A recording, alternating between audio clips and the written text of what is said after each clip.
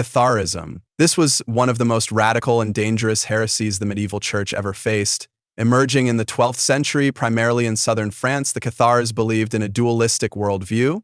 To them, there were two gods, a good spiritual God who created the invisible realm, and an evil material God who created the physical world. In other words, everything you could touch, taste, or see, including the human body, was considered the work of darkness. Cathars rejected almost all of Catholic doctrine. They denied the authority of the Pope, rejected the sacraments, and believed that Jesus was never truly human, only a spiritual being. They also saw the Catholic Church as corrupt and tied to the evil material world. Their ultimate goal was to escape this physical prison and return to the spiritual realm of light. To achieve this, they practiced extreme asceticism, avoiding meat, wealth, sex, and even reproduction. At the heart of their community were the perfecti, men and women who had renounced all worldly things and lived lives of purity, prayer, and simplicity. These perfecti were seen as the spiritual elite, guiding others towards salvation. Meanwhile, ordinary believers, called credente, supported them but weren't expected to follow the strict lifestyle until they received a final ritual known as the consolamentum, a spiritual baptism usually given near death. Catharism spread quickly, especially in the Languedoc region of France. It gained the support of local nobles and became so widespread that it posed a real threat to the power of the Catholic Church. In response, Pope Innocent III launched the Albigensian Crusade in 1209, a brutal campaign that aimed to wipe out the heresy. Entire towns were massacred, and after decades of violence, the Cathars were eventually driven underground. To finish the job, the church established the Inquisition specifically to hunt down remaining Cathars. Suspected heretics were interrogated, tortured, and often burned at the stake. By the mid-14th century, Catharism had been effectively extinguished. The Waldensians. They were one of the earliest Christian reform movements long before Martin Luther shook the Catholic Church. Founded in the late 12th century by a wealthy merchant named Peter Waldo in Lyon, France. The movement began when Waldo gave away his riches and started preaching a life of radical poverty, simplicity, and devotion to the teachings of Christ. What made the Waldensians controversial wasn't just their poverty, it was their insistence on preaching without church approval. They believed that anyone could preach the gospel, even ordinary lay people. They translated the Bible into local languages so people could read it for themselves, something the church wasn't too fond of at the time. The Waldensians rejected many core doctrines of the Catholic Church, including purgatory, indulgences, the veneration of saints, and even questioned the authority of the Pope. They believed the church had strayed too far from the message of Jesus and needed to return to a life of simplicity and moral integrity. Because of these views, the Waldensians were declared heretics. The church launched intense persecution against them, including inquisitions, torture, and massacres.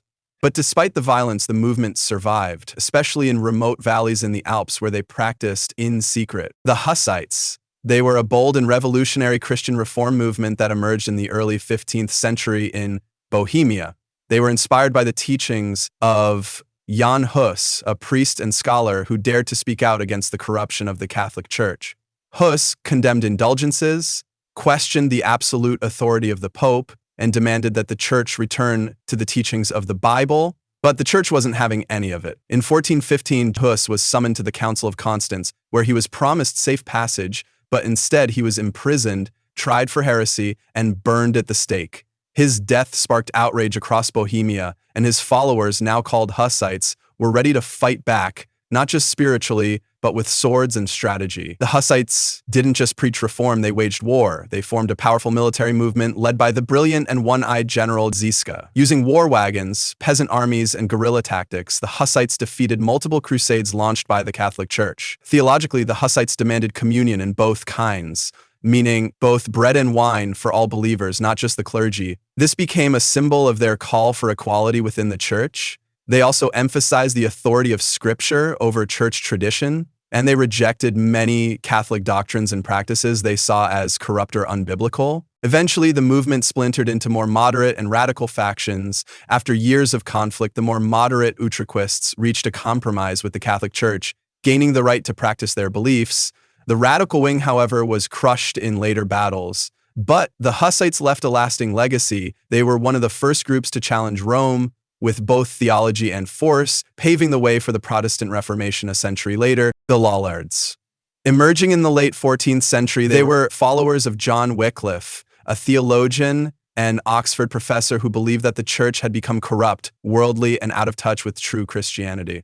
He argued that the Bible, not the Pope, should be the ultimate authority for Christians. Wycliffe made waves by translating the Bible into English so ordinary people could read it for themselves. This was revolutionary and dangerous. The church believed that only clergy should interpret Scripture.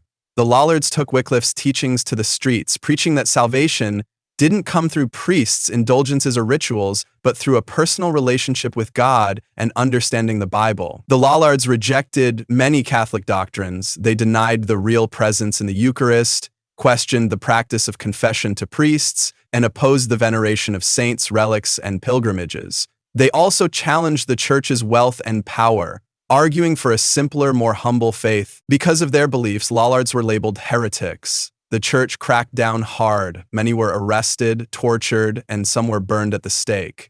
Despite persecution, their message kept spreading underground. They became known as Bible men, sneaking forbidden English Bibles into homes and meeting secretly to worship. The Fraticelli, or Little Brothers, were a radical branch of the Franciscans in the late Middle Ages. Inspired by St. Francis of Assisi, they clung fiercely to the idea of absolute poverty, rejecting church wealth and hierarchy. When the official Franciscan order began to compromise, the Fraticelli broke away, declaring that owning property was a betrayal of Christ's teachings. They preached across Italy in the 13th and 14th centuries, condemning corruption and even claiming the church had become the whore of Babylon, with the Pope having no spiritual authority. This defiance didn't go unnoticed. Branded as heretics, the Fraticelli were hunted by the Inquisition, many tortured or executed. Yet some survived underground, holding fast to the belief that true Christianity means rejecting worldly power.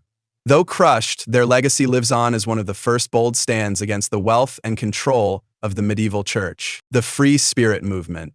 This was one of the most mysterious and controversial mystical movements of medieval Europe. Emerging in the 13th and 14th centuries, it wasn't a centralized group, but a loose network of mystics and spiritual thinkers across Germany, the Low Countries, and parts of France. What united them was a radical belief that the human soul could become one with God, not after death, but right here, right now. They preached a type of mystical union where the soul, once fully enlightened, no longer needed priests, churches, or even the Bible.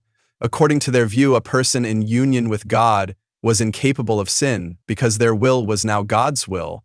This led some followers to reject conventional morality altogether. To the church, this wasn't just heresy, it was dangerous. Some accused members of the movement of practicing antinomianism, the belief that divine enlightenment made a person above the law, free to do whatever they pleased, including acts considered sinful. While not all followers embraced this extreme, the idea of spiritual autonomy directly challenged the church's control. The movement was often linked with wandering lay preachers, mystics, and especially with certain Beguines and Begards, unofficial religious communities of women and men. The church responded harshly. Many who preached these ideas were hunted by the Inquisition, imprisoned, or executed.